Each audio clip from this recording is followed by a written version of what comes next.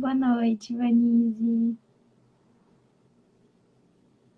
Seja muito bem-vinda. Vamos aguardar nosso convidado, então. Ainda não.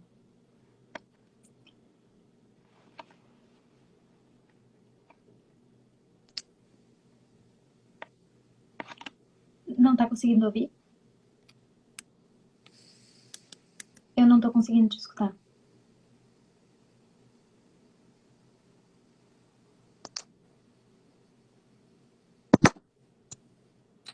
Mas o meu fone tem problema no microfone, eu não conseguia falar. Ah, sim. Boa noite.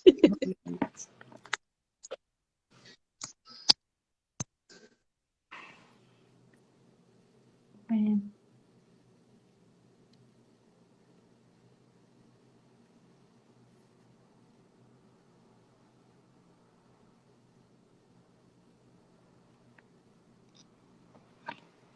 Então, a ideia hoje é que a gente possa falar um pouquinho sobre a questão do Dia Nacional da Consciência Negra. E estamos aguardando, então, o nosso convidado, Carlos Daniel, para que possamos iniciar.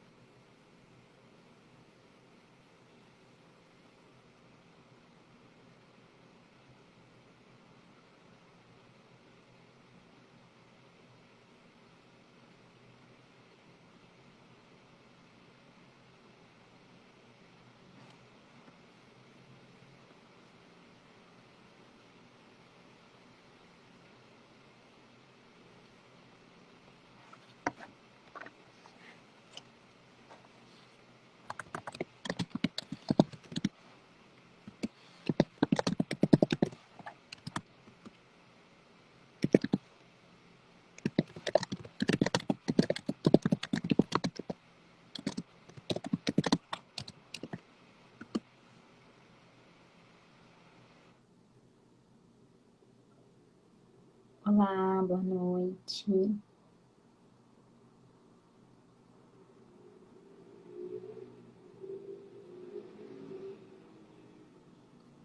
Então, só para reiterar, estamos aguardando o nosso convidado para poder começar a live de hoje, que o tema é o Dia Nacional da Consciência Negra.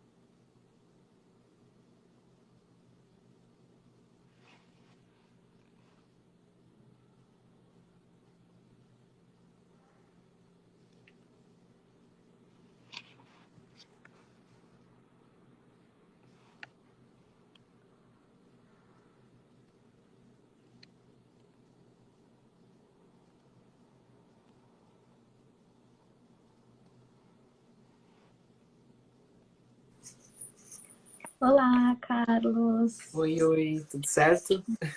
Boa noite, seja muito bem-vindo, então, Obrigado. ao Espaço do NAP. Deixa eu novamente apresentar a Vanise, que vai estar aqui participando conosco na parte da interpretação de Libras. Então, a gente conversou um pouquinho, né, Carlos? Acho que seria importante tu poder te apresentar um pouquinho antes, para daí a gente falar um pouco sobre as ideias de pauta, né, para a conversa de hoje. Certo, então tá. eu sou o Carlos, sou estudante de medicina aqui na Universidade Federal de Ciências da Saúde de Porto Alegre, né? Atualmente eu sou membro ativo do Coletivo Negro aqui da universidade, faço parte de alguns outros projetos de extensão, tenho o Minuto Corona, fui rondonista, né? A gente fala sempre que a gente nunca foi, né? A gente é rondonista, então estive como rondonista. Participo também da comissão de heteroidentificação de cotas raciais. Deixa eu ver que a Tanise, acho que a Tanise está carregando ali. Mas enfim, são vários projetos dentro da UFSPA, né? E eu acho que eu agradeço o convite do NAP para a gente fazer mais uma live aqui para o pessoal da universidade. Essa semana é mais, né, a temática da Semana da Consciência Negra. E então eu preparei uma fala para a gente poder entender, né, como a gente chegou até aqui, o que está acontecendo, aonde a gente quer chegar, entender a gente como sociedade, uma sociedade antirracista. Então eu construí mais nesse bloco, para a gente poder se entender o que aconteceu, por que aconteceu. Então acho que é mais nessa pegada. Uhum. Tá bem, aí o Dia da Consciência Negra é dia 20, né, de novembro. E a gente separou assim a live mais ou menos em 3 tópicos, né? Um deles sobre a história, o outro sobre impactos sociais e um terceiro bloco daí que fala um pouquinho sobre as construções, né, para enfrentar as desigualdades sociais. Mais ou menos isso, né, Carlos? Isso, isso. E aí também pedir para o pessoal que está entrando agora, né, que quem quiser pode fazer perguntas aqui embaixo. A gente vai conversando ao longo da live. A ideia realmente é essa, a gente poder entender o que significa esse dia, né? E entender um pouquinho da nossa sociedade, entender como a gente chegou, como a gente está aqui, chegou aqui. Peraí que eu dei um chutezinho no tripé. Mas tudo certo. Então, Então, tá. tá bem. Eu te convido aí a poder começar a contar um pouquinho mais pra gente, né, sobre o motivo dessa data, assim, né, por onde que passou essa história. Então, né, eu montei uns tópicozinhos, então de vez em quando eu vou olhar aqui pro ladinho, porque daí para eu não esquecer de nenhum detalhe, né, que eu queria trazer um âmbito geral, assim. Mas o Dia da Consciência Negra, né, no dia 20 de novembro, ele foi construído, né, ele foi criado a partir de uma data bem importante, uma data bem simbólica, uma data histórica, né, que foi a morte do Zumbi dos Palmares, né? Mas para a gente poder entender quem era Zumbi dos Palmares, talvez alguém conheça a Dandara, que era a esposa dele, né?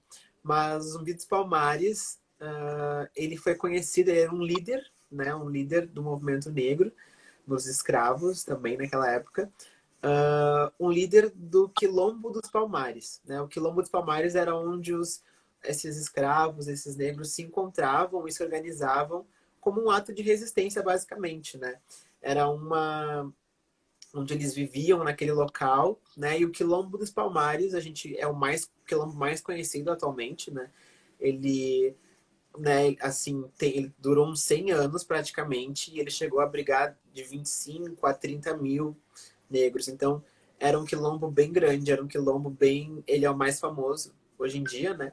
E também tem toda a questão de que o Quilombo dos Palmares conseguia organizar a luta entre vários quilombos, né? Então eles conseguiam fazer essa comunicação com outros quilombos também. Então isso é muito importante e muito importante para a história, né? E aí o dia 20 ele é caracterizado justamente porque uh, esse esse cara, né, o Zumbi dos Palmares, o Zumbi dos Palmares, ele foi morto, né, por tropas coloniais na época ali aqui no Brasil. Então, o Quilombo ele sempre foi muito atacado e o Zumbi ele sempre também foi muito atacado, né, o Zumbi dos Palmares, porque ele conseguia fazer essa luta de resistência com os negros e os escravos e, isso fazia, claro que isso mexia com toda a cadeia dos colonialistas e tudo mais, né? Então, era vantajoso para os colonialistas matar os Zumbi dos Palmares. Então, eles tentaram de várias formas, tentaram destruir o Quilombo também várias vezes, né? Até que eles conseguiram matar no Zumbi dos Palmares e colocaram em praça pública a cabeça dele, decapitaram ele e colocaram em praça pública, né? E isso aconteceu em 1695, né? Então, realmente faz muito tempo, né? Mas isso também vai impactando outras coisas que a gente vai trazendo ao longo da live, né? E aí, a partir dessa data, desde 2003, né, que então a gente consegue aqui no Brasil colocar no calendário escolar justamente essa essa data, né, no calendário escolar, esse movimento para que seja ensinado nas escolas né, durante o ensino fundamental, toda essa questão da cultura afro-brasileira, né, e tudo que envolve a cultura, a história, porque é muito importante, as pessoas não conhecem, né, por como que surgiu o 20 de novembro. E aí, em 2011, né, a presidenta Dilma, ela oficializa essa data como o Dia Nacional do Zumbi e da Consciência Negra. Então, justamente, né, como a gente estava trazendo aqui, foi um movimento ali com a morte do Zumbi dos Palmares, né, com uma emboscada, e a partir daí, várias coisas foram acontecendo e a gente vai conversar sobre isso agora, né? Que, como a gente falou, né, isso foi em 1695, né, faz muito tempo. Né? Só que, assim, com a morte do Zumbi dos Palmares e tudo que isso envolveu, né, obviamente houve uma revolta, né, houve uma resistência em cima disso, né, porque era o maior líder, né, então conseguiram chegar no líder, então imagina para as pessoas, né, assim, que estavam vendo naquele momento, eu fico imaginando comigo, eles conseguiram chegar na pessoa mais forte do quilombo, né, das pessoas mais fortes que eles tinham como referência. Então, o que poderia acontecer com o restante das pessoas? Né? Eu me penso muito sobre isso quando eu começo a ler e falar desse assunto, né? Porque assim... Sabe, Carlos, eu tava lendo um pouco, assim, né? E daí eu vi que tinha uma ideia do Quilombo como se ele fosse imortal, né? Assim, tão, enfim, forte, representativo, né? E aí, essa coisa de terem exposto ele numa praça foi um tipo de agressão a isso, né? Essa Claro. crença que a população tinha, né?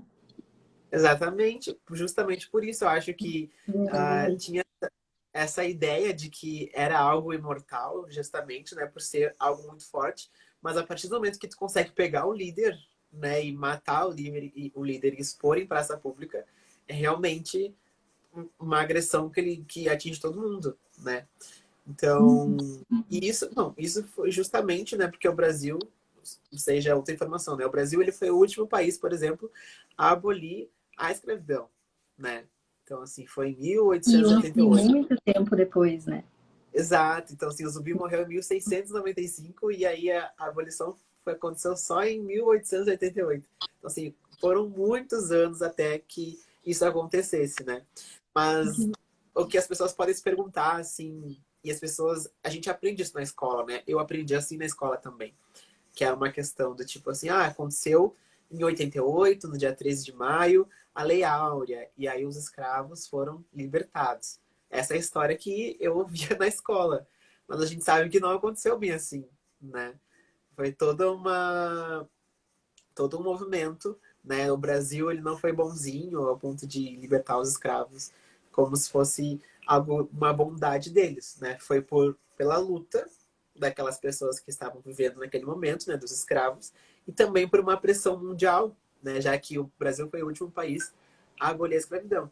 E também foi uma abolição que ela aconteceu em alguns moldes que são bem importantes a gente poder relembrar, né?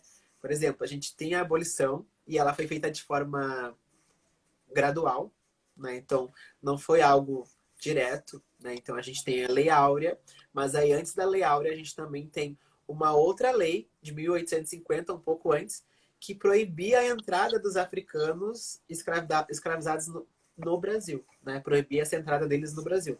Então, ela já começa um pouco aí, né? Por exemplo, a gente não vai trazer mais negros para cá, mas a gente pode continuar escravizando os que estão aqui e buscando os indígenas também, né? Então, assim, né, era uma coisa que parecia cool no papel, mas Não é E até sobre isso, assim, que tu trouxe, né, da forma com que a história é contada, né, fica assim. muitas vezes como se fosse, ai, algo que o branco fez, né, ai, como o branco é bonzinho e tal, né, enquanto que, na verdade, teve toda uma luta, né, e a história acaba sendo bastante distorcida, né, e enviesada nesse sentido, assim, de não mostrar essa luta, né. E eu penso muito, eu lembro muito daquela música da Mangueira, do hino da Mangueira de 2019, assim, que fala, né, sobre para quem e por quem a história está sendo contada, né, e para reforçar que lugares sociais, assim. Então, exatamente, né? O que nem tu falou, a história ela é contada pra gente de uma forma, quando na verdade ela não é bem assim que acontece, né? Para quem conta essa história, né? E para quem a gente está contando essa história.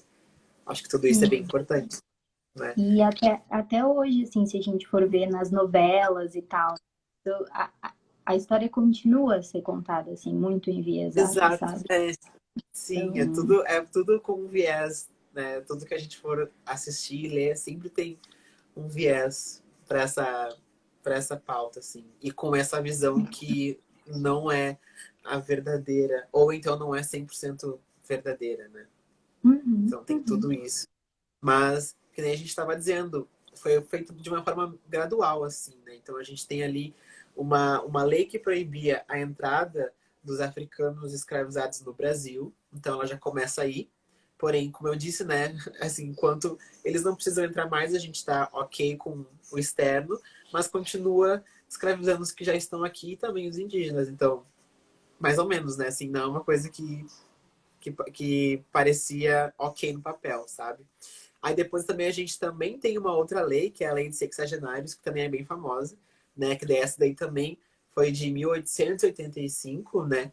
E aí ele tornou livre, essa lei torna livre, né, todos os escravos com 60 anos de idade ou mais.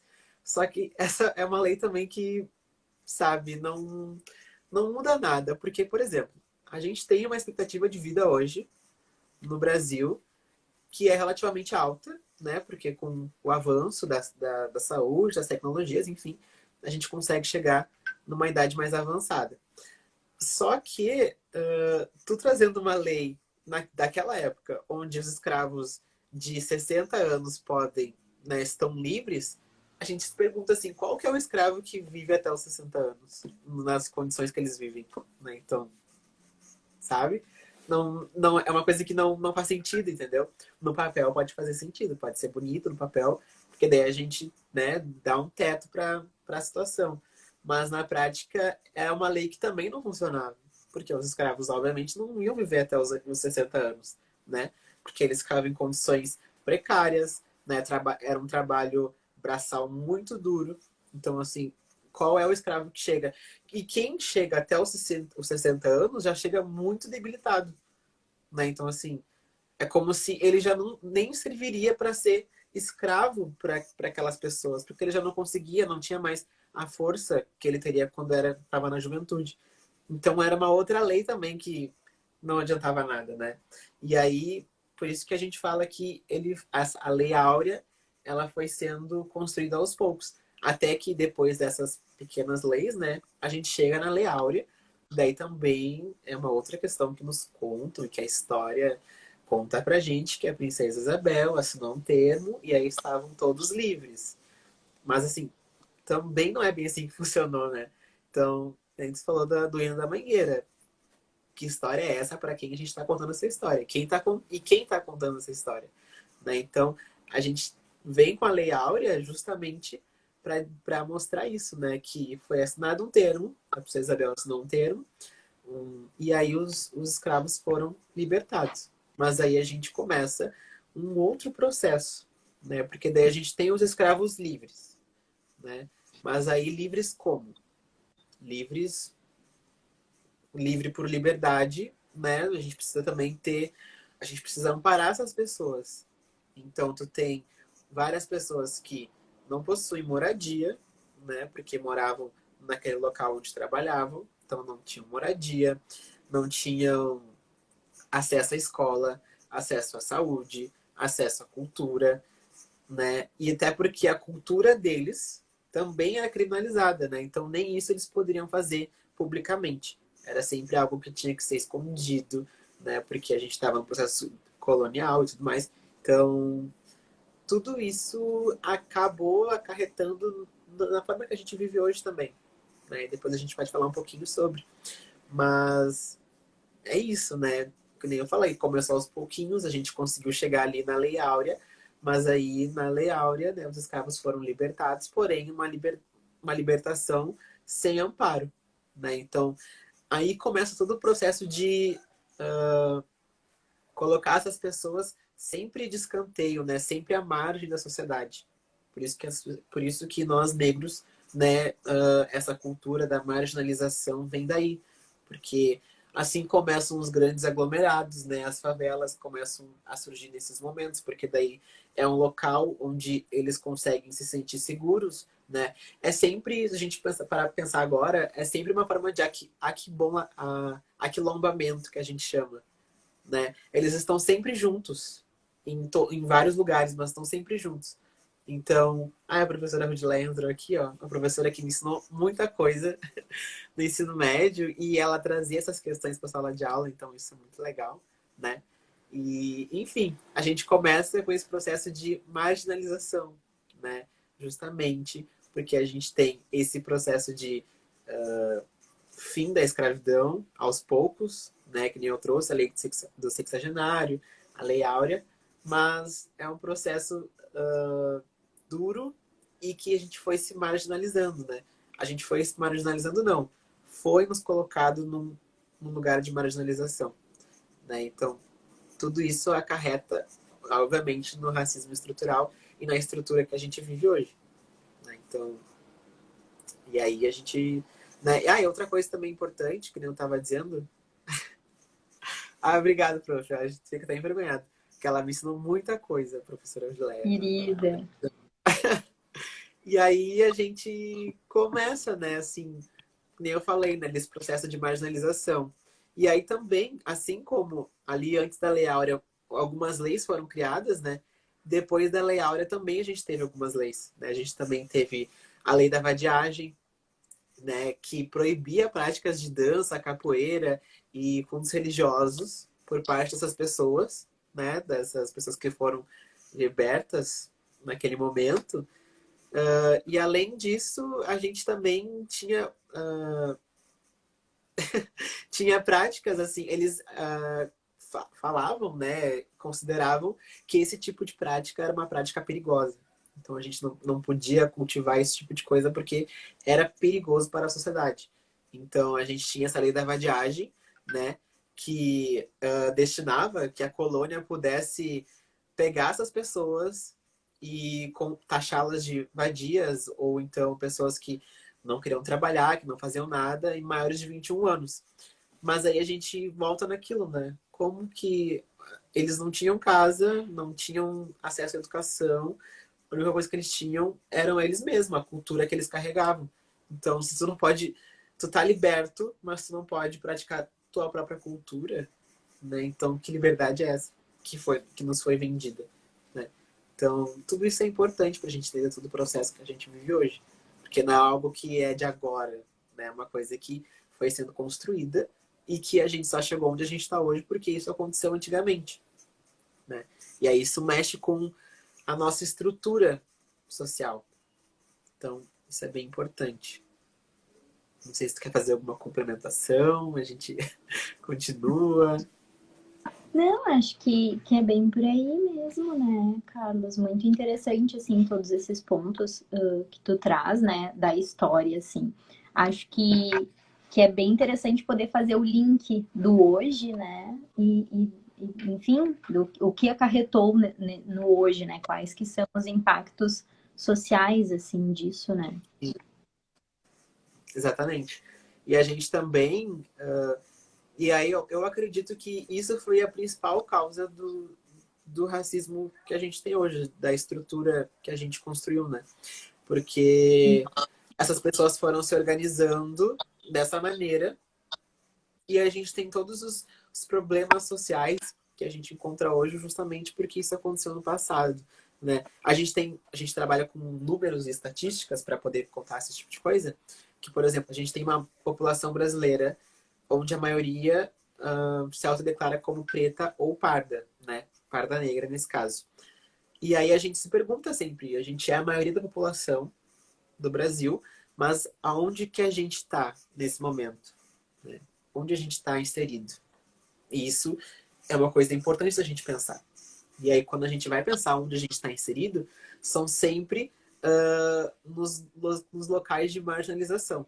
Por exemplo, eu trouxe aqui um dado de junho de 2017, né, que é do Infopen, que ele diz que a população carcerária, naquela época, em 2017, era de 726.345 pessoas encarceradas no Brasil. Desse número, 54% dessas pessoas elas tinham idade entre 18 e 29 anos. Né? Então, são pessoas muito jovens. Né? E a gente começa a ver que existe um problema de base educacional, provavelmente. Né? Porque, assim, 18 anos a gente está, né, inserido nesse momento na escola, no final da escola, começando o ensino superior, ensino técnico ou qualquer outra coisa, né? E, sim, tu coloca uma juventude na cadeia com 18 anos, realmente a gente tem um problema social nisso, né? Onde a maioria da população carcerária é até 30 anos de idade. Né? E aí, a maioria também homens negros. Então, de novo, né, essa problematização que a gente traz. E além disso, do total da população carcerária, a gente tem 64% de negros, né? Então, de pretos e negros, pretos e pardos. Então, de novo, né, onde a gente está? A gente é a maioria da população, mas a gente não é a maioria nas universidades, a gente não é a maioria nos espaços de poder, nos espaços de prestígio que a gente chama, né? A gente é sempre a maioria, por exemplo, na cadeia. E é então, por isso que eu acredito muito que a gente até, né, um projeto tentou passar da redução da maioridade penal, né? Que eu sou totalmente contra, porque se a gente parar para pensar, o núcleo desse projeto é justamente esse, né? Encarcerar cada vez mais essa população. Porque se a gente tem um problema na educação, né, onde essas pessoas deveriam estar inseridas, a gente começa a lotar presídio. Né? E, por exemplo, o Brasil não é um país seguro para se viver, né? Mas a gente tem a maior população carcerária do mundo. Então, assim, será que encarcerar pessoas é, de fato, algo que melhore a segurança pública? Tipo, o número não fecha, não faz sentido. A gente tem uma população carcerária gigante, mas a gente tem uma segurança pública muito ruim, né? Então, isso que a gente sempre fala, isso que eu sempre falo. Pode falar. E fico pensando assim também, o que é produzido dentro desses espaços, né? Uhum. Assim, tem uma lógica de uma reinserção, né, de uma outra forma, ou o que é produzido dentro do espaço da prisão acaba sendo mais agressões, mais violências, né? O que o Estado está fazendo, de certa forma, para intervir nisso, né? Exatamente. Então, é um ciclo que ele não tem fim, assim, sabe? Ele teria um fim, mas o Estado, no fim, ele acaba querendo tapar o sol com a peneira, sabe?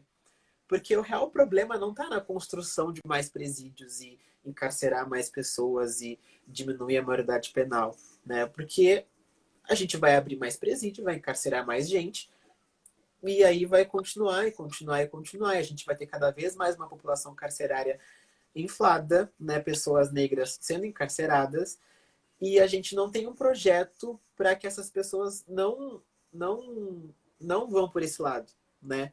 A gente não tem um projeto educacional de colocar essas pessoas na escola, de ter um acesso à cultura, um acesso à saúde, um acesso à renda, né? Que é muito importante.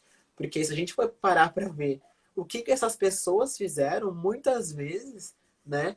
Elas fizeram, roubaram, mataram, enfim, o que for. Justamente por pura necessidade, sabe? Então, assim, elas estão... Nem que a gente estava conversando ontem, né? Que o ser, ele é biopsicossocial, né? da forma que ele está inserido socialmente, ele vai ter que viver e conviver com esse círculo social, né? Com essa característica social dele. Então, às vezes, a perspectiva de futuro ela não é entregue. Então, assim, muitas vezes essas pessoas elas não podem trabalhar, não podem estudar porque precisam trabalhar, não conseguem se sustentar, acabam indo para outros caminhos justamente por necessidade. Às vezes a gente tem famílias passando fome, necessidade, enfim, né? E aí a última alternativa ou a alternativa mais fácil naquele momento justamente é essa, né? Cometer delitos, pequenos delitos, daí isso acaba também envolvendo outras coisas. Mas se a gente tivesse um projeto de Estado onde essas pessoas fossem assistidas, né? E aí também, se a gente tivesse algo ideal, né? Essas pessoas que estão encarceradas tivessem um trabalho de reinserção social também depois, isso também ajudaria. Mas o que a gente vê não é isso, né? As pessoas acabam saindo das penitenciárias e voltam para o mundo do crime porque não têm oportunidade, não conseguem se ascender socialmente para poder sair desse ciclo, né? É um ciclo que não acaba, não tem fim. E aí, aquilo que também te trouxe ontem pra gente, que existe a regra e existe a exceção, né? E aí a exceção pra gente não adianta nada, porque é um ou dois, um ou outro, que consegue sair, consegue fazer outras coisas. Mas a gente sabe que a grande massa, a grande maioria não consegue chegar nesses espaços, né? Então, Uhum. tudo isso é muito importante. Sim, sim. E fico pensando assim, quais que são as possibilidades, né, dentro, por exemplo, da periferia, assim, né? E a questão do tráfico ali também, né? Enfim, como o Estado se organiza em função disso, né? Deixando o tráfico nesse lugar de bom algo ilegal, e aí por onde que o tráfico acaba passando também, né? Como o tráfico, muitas vezes, dentro desses espaços, acaba sendo uma oportunidade, né? De certa forma, uma oportunidade Exato. que está bastante vinculada com o sistema capitalista, né? Então, Também. assim, tudo no final depois acaba no sistema capitalista que a gente vive. Mas muitas vezes, né, isso nem trouxe, assim, o tráfico, ele ajuda as pessoas nesses locais, sabe? Às vezes, muito a gente lê relatos e histórias e livros, enfim, né? Relatos de pessoas que as famílias, às vezes, agora na pandemia principalmente, né? As famílias que, ai, não tenho comida, não tenho gás, não tenho, enfim, alguma necessidade, né? E essas comunidades organizadas, essas, né, comunidades que são organizadas pelo tráfico, muitas vezes o tráfico consegue assistir essas famílias, né? Coisa que o Estado não consegue. Então, muitas vezes, assim, a gente pode ver, né? Tem várias situações, festas de Dia das Crianças, e aí tem um monte de brinquedo e um monte de doação. E muitas vezes não é o Estado que está fazendo isso, entendeu? Não é o Estado que está assistindo essas pessoas. Então, nesses locais, né, a gente acaba criminalizando e marginalizando essas pessoas, mas existe uma organização dentro desses espaços, né, e que realmente, naquele contexto, elas funcionam. Mas aí fora dali é algo que é criminalizado, né, e que tem todo esse estereótipo por cima disso. Então, tal, que nem a gente estava comentando, né? Talvez não assistir essas pessoas é um projeto do Estado para que essa cadeia não continue, né? Então, é vantajoso, sim, para eles, talvez, né? Fazer Quase isso. que como aí ficasse uma lógica de se justifica, né? É, Sendo que, na verdade, tem toda uma questão histórica que vem de bastante sim, tempo, assim, né? é verdade. E aí, né, como a gente falou, tem essa exceção, né, que pra gente não funciona a exceção. A gente quer além disso. Mas aí eu não sei ainda uma fórmula. A gente precisa entender a gente como sociedade para ver onde a gente quer chegar e como a gente vai fazer isso. A gente está caminhando para isso, mas quando que isso vai ter um fim? Como que a gente vai chegar no fim? Né? Então, isso tudo é algo que a gente tem que levar em consideração. Mas aí eu falei ali do tráfico de drogas, da redução da maioridade penal, né? Que a redução da maioridade penal é uma coisa muito importante também, Então, isso é interessante. Porque tu imagina, se a gente pensar num contexto esse do tráfico, né? A gente tem nessas comunidades o tráfico de drogas que, querendo ou não, ele movimenta muitas vezes a economia daquele local ali dentro. E aí a gente tem adolescentes e crianças que observam, né, vivem naquele contexto e conseguem ver que, às vezes, o traficante ele é uma pessoa que tem muito dinheiro, ele consegue ajudar todo mundo. E aí, são muitos espelhos, sabe? Eles se identificam com isso também, né? E aí, quem somos nós para dizer que coisa está errado, né? Isso não é certo. No Rondon, a gente via muito isso quando a gente conversava com os alunos, né? Porque a gente não pode chegar dizendo que naquele contexto que ser traficante é uma coisa ruim, porque às vezes o ruim pra gente talvez não seja ruim para aquela pessoa, né? Então a gente tem que entender o contexto social de tudo que está acontecendo. Então muitas vezes chegavam pra gente no Rondon assim: "Ah, eu quero muito ser traficante porque eles ajudam a minha família, eles ajudam todas as pessoas que moram comigo e que são os meus vizinhos também". Então, né, se tu tem o teu espelho um traficante, eu não posso chegar e dizer assim: "Olha só, isso não é certo, né? A gente precisa conversar sobre isso". Porque é onde ele está inserido naquele momento, né? Então, a gente precisa pensar a lógica que nos foi dada e que nos foi dada, geralmente, porque o contexto histórico nos levou para esse local, sabe? Então, tirar isso também é muito difícil e conversar sobre isso também é muito difícil. Sim, ainda mais sem um Estado que esteja intervindo ali para dar esse subsídio que está sendo oferecido, de certa forma, pelo traficante, né? Exato, exato. Então, tu tem um espelho, uma inspiração numa figura que justamente consegue ajudar a tua comunidade toda, né? E quem é que não quer ser isso, chegar nesse local, né? Tu tem uma pessoa que ajuda toda a tua comunidade, que protege a tua comunidade, porque também a gente consegue chegar na violência policial. Então, né, a gente tem um local ali onde talvez as pessoas possam se sentir um pouco mais seguras em certos locais, em outros não. Isso depende muito. Mas eu nunca vi assim, né? As pessoas nunca vi na televisão e tudo mais, quando acontecem esses crimes, né, envolvendo a violência policial. As pessoas sempre dizem que tem medo da polícia, mas nunca dizem assim: eu tenho medo do traficante que mora aqui do lado da minha casa, né? Então, são papéis e papéis que a gente tem que entender tudo que tem por trás disso, né? Então, isso também é muito Deu importante. uma trancadinha, cara. Ah, agora tu voltou. Voltou? Voltou. Voltou. Então, eu Uhum. estava falando, né? Eu sempre vejo, eu também tenho, eu falo, eu tenho medo às vezes da polícia, né? Porque às vezes eu tô na rua e aí, por exemplo, eu tô sempre com um fone de ouvido muito grande aqui. Tô sempre com um fone de ouvido porque eu gosto muito de ouvir música. Aí eu fico me perguntando às vezes assim: daqui a pouco um vai me parar aqui e vai dizer que eu roubei um fone de ouvido, né? Porque eu sou negro.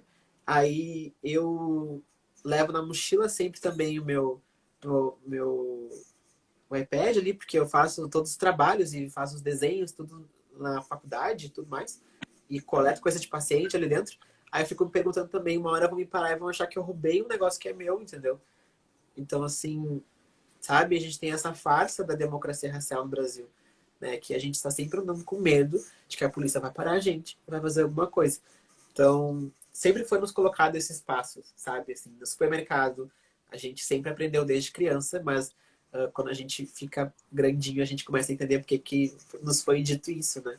Que a gente não pode andar, tem que andar sempre bem arrumado, porque às vezes tu vai ser o único negro daquele local, e aí para não darem margem que tu seja outra coisa. Sempre aprendi que eu não posso levar mochila pro supermercado, eu não posso andar, colocar as mãos no bolso no supermercado, porque vão achar que eu roubei alguma coisa. E aí isso são coisas que nos é internalizado desde criança e que agora é algo automático. A gente nem pensa, né? Mas a gente fica sempre com esse receio, tipo, não ter nada, não botar a mão no bolso. Então, assim, é uma coisa que eu pratico sempre, porque eu tenho medo, eu não sei o que pode acontecer comigo, né? Então, eu sempre tenho esse receio. E as pessoas falam que não existe racismo no Brasil, as pessoas são misturadas, né? A gente tem muitos, tipo, o Brasil é uma democracia racial, todo mundo se convive bem e que existe um racismo velado, mas se isso aí não é algo escancarado, eu não sei o que é velado, então, sabe? Não. Fico pensando o como o racismo ele tá na estrutura do país, né? Quando a gente fala assim da história, né? Como vem assim muito de lá, assim, né? E como se fica assim várias raízes espalhadas, parece assim. Imagino essa imagem mental que me vem, assim, sabe? Por diferentes locais, assim. É porque a gente e a estrutura ela foi sendo mudada dessa forma e a gente estava num outro webinário essa semana e aí um psicanalista, agora eu não vou lembrar o nome dele, mas ele falou exatamente isso, que a gente tem essa imagem de que as coisas estão melhorando, né? De que a gente está entrando na universidade, a gente consegue nos ver mais na televisão e tudo mais. Só que ele dizendo pra gente, né? Ele é psicanalista, ele dizia que o racismo, na verdade, ele, ele tá ganhando outra roupagem, né? Ele não sumiu. A gente pensa que a gente está evoluindo e melhorando, mas na verdade é uma outra roupagem. Então, ao longo do tempo, a cara do racismo vai mudando. E aí a gente vai pensando que tá acabando e no final não tá acabando. Ele só tá com outra cara, né? E a Sim. gente não se dá conta disso. Agora, falando sobre essa outra roupagem, eu fiquei pensando, por exemplo, em piadas, né? Assim, como se fosse uma via mais possível, né? Até porque, enfim, depois da questão das leis, né? Que proíbem o racismo e tal, né? Ficam exatamente assim, fazendo esse movimento de É, encontrar formas de. porque a gente fala assim que ele falou muito bem isso, eu achei muito legal. Que é algo que a estrutura nos coloca, mas ela vai ganhando outra roupagem. Ele dizia essa palavra, outra roupagem. Então a gente vai evoluindo socialmente e tudo mais, e os anos vão passando, né? A gente pensa que está melhorando, mas na verdade a gente está ganhando uma outra roupagem. Então a gente tem essa falsa sensação de que as coisas Sim. mudam. Elas realmente mudam, mas assim, com outra cara, né?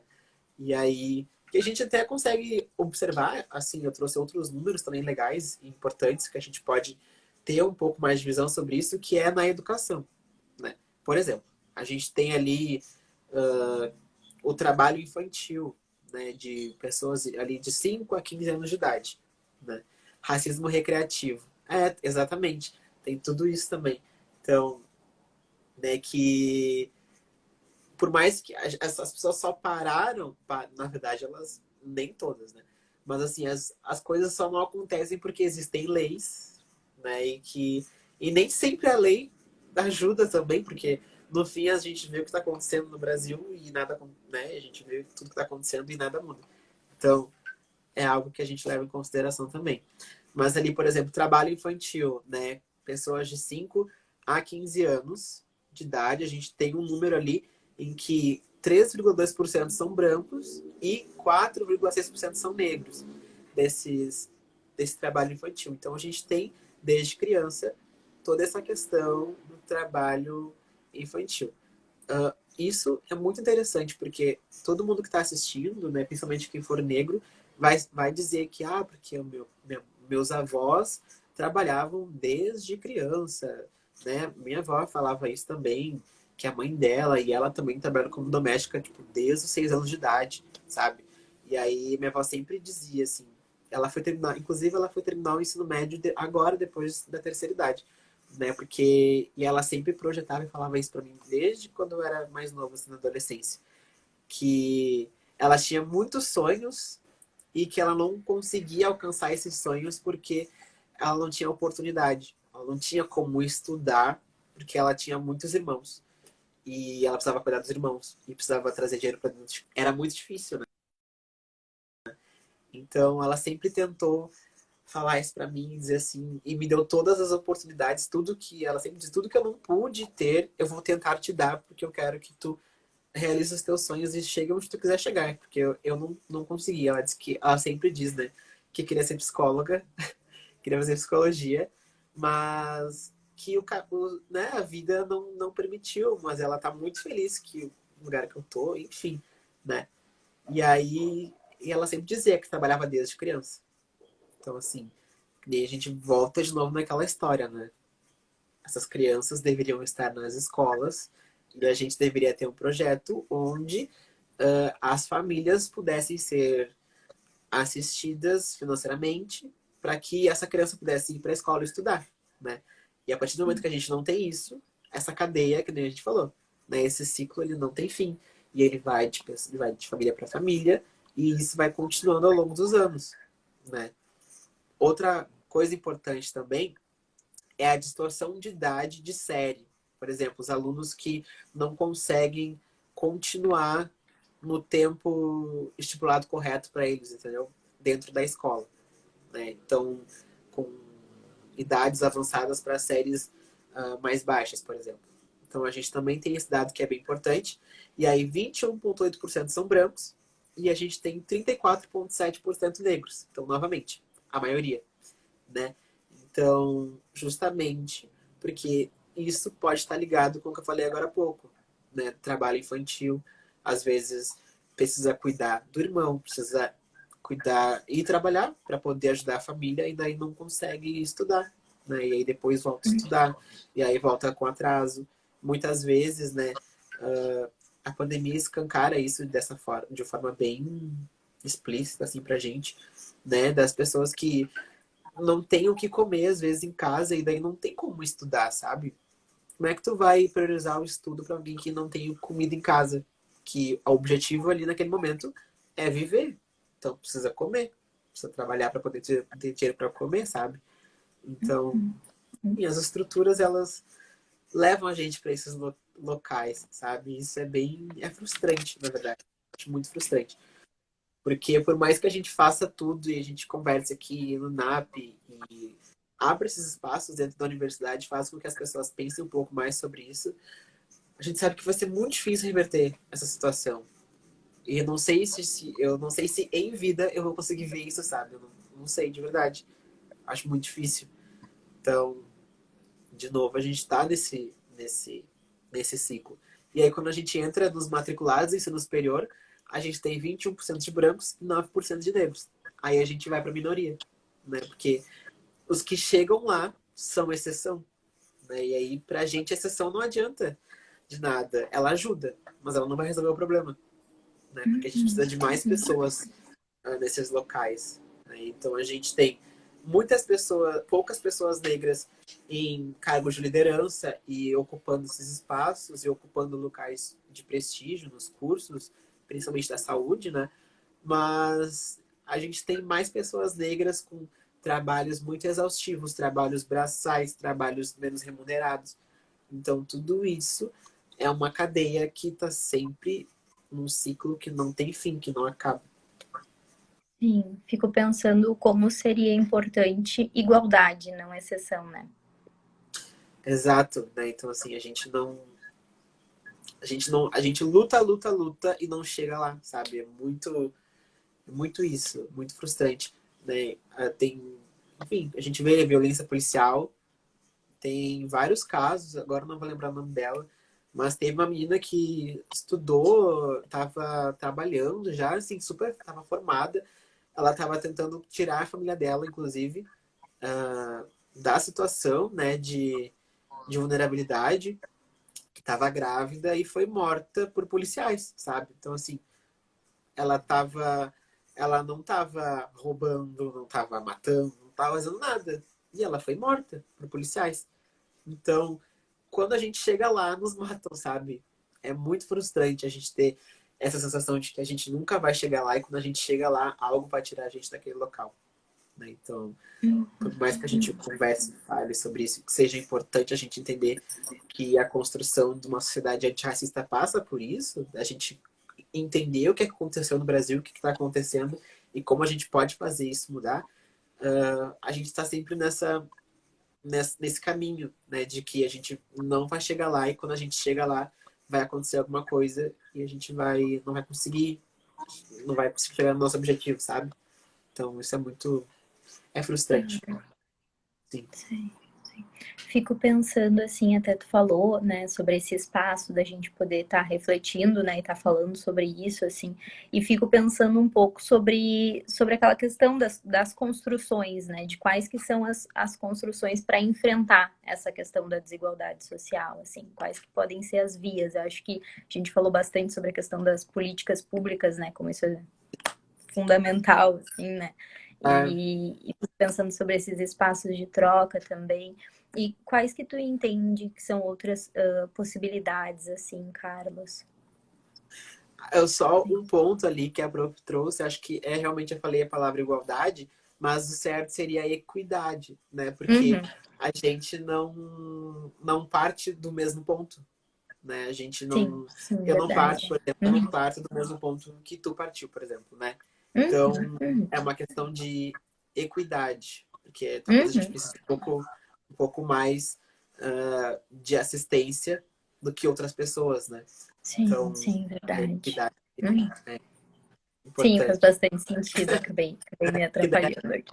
é, que a gente, Uhum. senão a Uhum. gente Sim, com mascara a certeza. desigualdade. Então faz Uhum. todo Uhum. sentido, todo sentido. São pontos diferentes, né, de Sim, partida, sim. assim. Uhum. Uhum. Então, Com isso também é legal certeza. da gente poder entender, né? Então, e refletir Uhum. sobre. Sim. Então, eu acho que o caminho, assim, para isso é justamente a construção dessas políticas públicas, né? Para a gente Uhum. poder conseguir carregar mais de nós para esses locais. E aí, a outra coisa que eu falei ontem para ti, né? Que eu acho que o fim do capitalismo seria essencial, mas assim, eu não sei muito bem como que isso aconteceria. Mas tudo isso acontece pelo nosso sistema econômico, sabe? Que é um sistema econômico social. E eu não sei bem como isso se organizaria na prática, mas no fim, tudo que a gente fala, o ponto-chave, o problema tá ali dentro, né? Então, talvez a gente teria que tentar construir outra forma de viver socialmente e outro sistema econômico, alguma coisa que pudesse movimentar essa estrutura. Porque, que nem a gente estava falando, né? O sistema que a gente vive é o mesmo desde muito, muito, muito tempo. E a gente está colocando uma roupagem em cima dele. Então a gente vai fazendo, faz isso, né? A política pública ajuda, ajuda muito.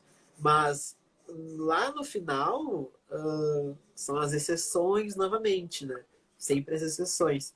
Então a gente Sim. não quer ser sempre exceção. A gente quer chegar no momento em que a gente possa ter a igualdade, mas a gente precisa da equidade para fazer isso acontecer, né? Uhum. Uhum. Uhum. Então, justamente, eu realmente assim, não sei o que faria a gente pudesse acabar com isso. Não sei como a gente vai fazer isso. Mas eu acho que a gente está num caminho da gente poder construir coisas novas, né?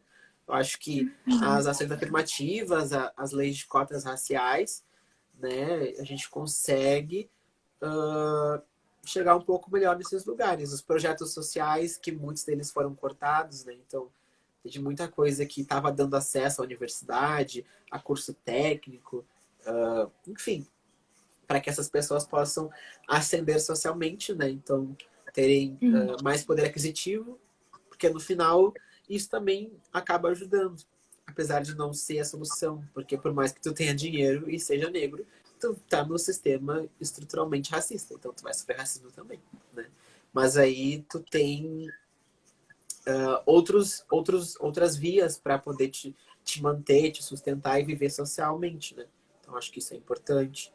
E, enfim, eu acho que fazer as pessoas entenderem e se conscientizarem. A gente tem agora na UFIXPA, por exemplo, que é muito legal, né, que não tinha antes, e veio agora, na pandemia, que a gente conseguiu, era a cadeira de saúde da população negra e estudos afro-brasileiros, que não tinha, que agora tem na universidade. Então isso é muito legal, né? Porque, imagina, a gente fala toda a graduação inteira sobre saúde, né, para as pessoas, mas a gente tem a maioria dos usuários do SUS são negros e a gente não sabe quais são as particularidades e as características dessas pessoas, né?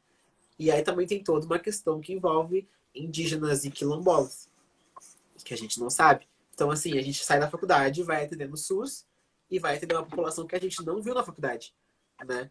E aí, muito eu vejo isso, assim, quando a gente vai atender paciente, conversar com o paciente, analisar caso clínico ali e tudo mais. Eu já vi várias vezes eles falaram assim, nossa, eu nunca fui atendido por um médico negro, que diferente, que legal isso, né? Porque no final, essas pessoas, eu entendo essas pessoas, sabe? Eu sei a dor delas, eu entendo o que que elas passaram, o que que elas vivem, como elas... Eu entendo um pouco mais o universo delas, né? Porque elas são semelhantes a mim. Então, a gente tem muito problema de saúde pública, eu até fico pensando nisso. Talvez seja porque a gente não tem mais profissionais negros na saúde, né? Porque isso me dá várias... Eu fico pensando várias vezes sobre isso, assim. Às vezes a pessoa não se sente à vontade para ir fazer uma consulta por medo de ser julgada, alguma coisa. O paciente tem muito disso, né? Que eles têm muito medo de serem julgados pelos profissionais, né? Porque sempre parte desse pressuposto, né? De que eles estão muito acima, e normalmente são pessoas brancas, e que muitas vezes não vão entender o que, que eles passaram e as suas dificuldades, particularidades, né?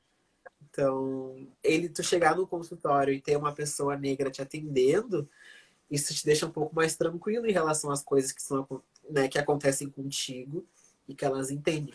Então, isso é muito legal, assim. Por mais que aconteçam várias outras coisas, né? Faz umas 3 semanas atrás, eu passei por uma situação que eu estava entrevistando um paciente e que eu senti, a gente chama aqui de contratransferência, né? Que eu senti uma contratransferência nas coisas que ele me dizia e o jeito que ele me olhava, o jeito que ele conversava comigo e como ele se referia a mim. Tava eu uma outra colega minha, né? E ele conversava assim e sempre se referia a mim como algo exótico. E aí falava que tinha uma filha adotiva negra e que ele buscou ela na África e eu fiquei assim, sabe? Eu não conseguia conversar com ele. E aí eu perguntava coisas para ele e ele não me olhava. Ele olhava para minha colega e falava... Eu perguntava e ele olhava para ela, não olhava para mim. E eu tava me sentindo extremamente desconfortável ali dentro, né? Daquela situação. E eu tive que levar aquela entrevista, assim, inteiro, porque, né? Para não ficar com... Né, para não criar ruídos dentro da sala, porque ele estava sendo muito simpático comigo e com ela, mas ele tinha várias coisas que eu conseguia observar, assim, e que estava me deixando muito desconfortável, né? E aí, depois que acabou, justamente, aí eu chorei bastante, enfim, conversei com terapias, né? Terapia importante, para poder entender o que aconteceu, porque nunca tinha me acontecido algo naquela magnitude ali, naquele espaço que eu estava vivendo, né? E aí eu não conseguia nem falei pra minha colega, porque pra ela foi muito legal, porque ele tava sendo super aberto, e falava de tudo, né? E pra mim tava sendo uma experiência muito dolorosa. E assim, a forma que ele falava comigo, como ele me olhava, o jeito que ele se referia a mim, tava sendo muito agressivo, assim, pra mim, sabe? E ele parecia muito simpático pra ela. Então, assim, sabe? A gente se entende de formas diferentes. Então, eu acho que justamente isso, né? Quando a gente chega nesses espaços e as pessoas conseguem se reconhecer na gente, fica tudo mais fácil para elas e para a gente também. Então, acho que isso é importante. Também. Tá muito bom o papo, a nossa live, mas em questão do tempo, assim, né, que a gente tem um tempo que o É, Instagram acaba nos derrubando, assim, eu queria saber se tu considera que tem mais alguma coisa importante para poder trazer. Imagino que tenha mais várias, né? Mas é assim, sempre, é, sempre quando a gente fala toda. disso, várias coisas vão surgindo, a gente quer falar de muita coisa, mas o tempo não dá, né? Mas a gente... É bom conversar sobre isso também para as pessoas poderem entenderem, né? Entenderem que elas podem fazer parte dessa luta também, né? Que não é algo só Uhum. nosso, que elas podem entender isso. Eu falei para ti ontem, né? E a própria Rudileta aqui, ela pode falar também. Eu não sei se ela sabia disso, acho que não. Mas na biblioteca do Paula Soares, onde eu estudei, tinha um livro que se chamava Falcão, Os Meninos do Tráfico, do MV Bill. E acho que eu tinha 14, 15 anos na época. E aí era um livro muito diferente, que eu não estava acostumado com a leitura.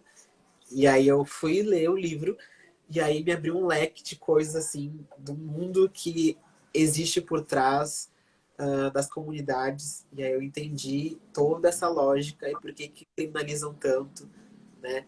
E toda essa cadeia que acontece ali dentro, todo esse ciclo, né, social ali de dentro.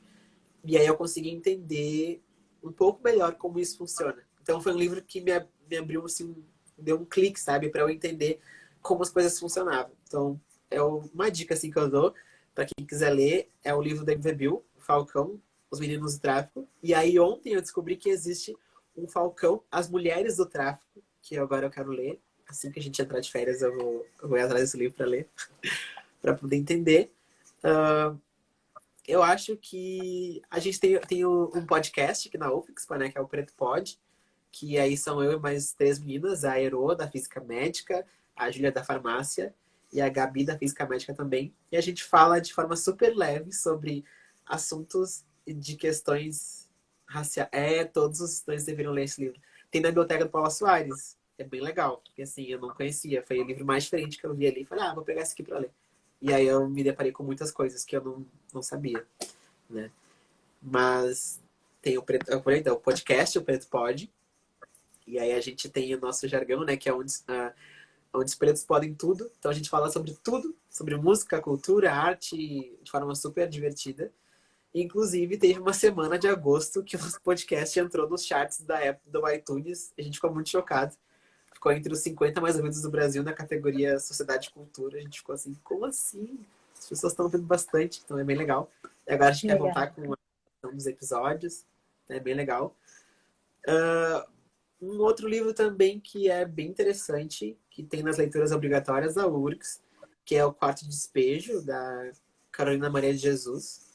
Que daí eu acho que a gente consegue entender, a gente tem a visão, né, a lógica de como é viver nesses lugares e como é se deparar com a fome e com a desigualdade social.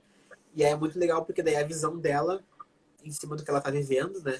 Então é uma história que é contada por ela. Então, né, isso também é legal da gente poder ver.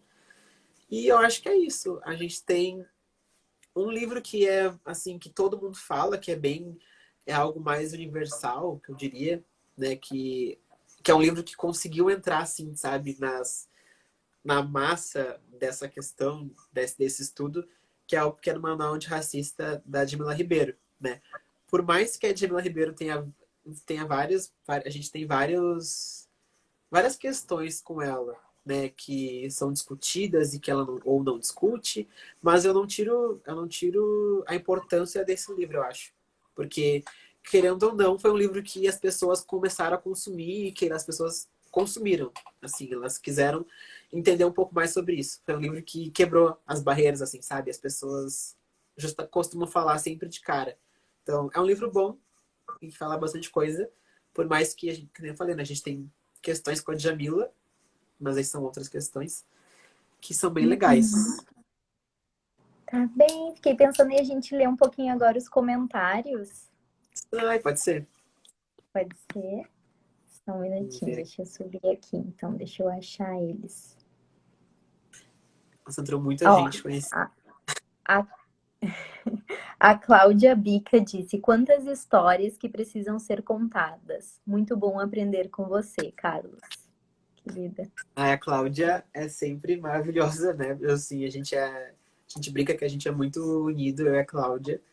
A professora, assim, que eu mais gosto dentro da universidade, eu acho. Porque a gente tem muitas coisas em comum, assim. E ela é a professora do Rondon, né, também. Então, não tinha como. O projeto que eu mais faço parte da universidade, junto com a Cláudia. Então, que bom. Ela sempre tá aqui com a gente, ela sempre gosta de ouvir, de aprender. Isso é muito legal. E ela sempre leva isso pra dentro das cadeiras dela. Então, é muito importante.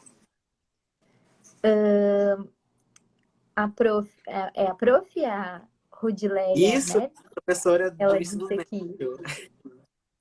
Ela disse: grande orgulho ver meu aluno Carlos Daniel com tanta autonomia e sabedoria. Não é por causa dela, né? Porque ela me ensinou muita coisa. Muita coisa, muita coisa. Quando eu nem pensava sobre isso, ela fazia a gente pensar sobre isso na aula. Então, era muito legal. Sim. Uhum. Aí depois a prof. Edileia também trouxe aquela reflexão, né? Para além da igualdade, que acaba mascarando a desigualdade, queremos equidade de direitos, de oportunidade. Uhum, uhum. Sim. Aí depois ela botou que todos os estudantes deveriam ler o livro Falcões Negros. Falcão, Meninos do Tráfico. Ah, uhum. É muito bom, de verdade. Agora eu vou atrás Ela, do outro. ela botou agora aqui também, ó. Sugiro Vila Sapo e os Supridores do José Falero, escritor negro daqui de Porto Alegre. Está concorrendo ao prêmio Jabuti. E hoje recebeu um prêmio da ADES. Uhum. Eu não conhecia esse, então já vou ver também depois. Várias Legal. sugestões, então. É sempre bom a gente ter essas sugestões, né? Porque depois a gente pode Sim. contar as histórias também. Sim, acho que é um pouquinho essa a ideia da live, né? Acho que a gente deixou várias sementinhas, né, para poder ir pensando, assim, né? Sim, E processando e refletindo mais para conversar mais, né, sobre isso, assim, retomar e repensando. eu acho Tá também. bem? Não É sei se tem isso. mais alguma coisa que tu considere importante, Carlos, poder Eu acho que só trazer. agradecer pelo espaço do NAP, sempre o NAP sempre disposto a criar esses espaços da gente refletir sobre a sociedade. Tem várias lives bem legais aqui no NAP, então fico muito feliz de ser convidado mais uma vez. Eu estava aqui há 2 semanas atrás, eu acho, falando do Rondon e agora falando da Semana da Consciência Negra. Então, acho que é importante. E agradecer ao NAP, sempre. A gente que agradece a tua participação, Carlos. Muito obrigada, viu, pela disposição e por ter vindo aqui, falado um pouco sobre esse tema tão importante, né? Sim. Ter falado um pouco sobre ti também. Muito bom te ouvir. Então tá, Tá bom? obrigado. Então tá Fico bem. à Boa noite disposição. para todos. Obrigada pela participação de todo mundo. E obrigado também Tchau, a tchau. Tanise, Ah, que estava isso, aqui, ó. isso mesmo. Então tá. Beijão, galera. Tchau, tchau. Tchau, tchau, gente.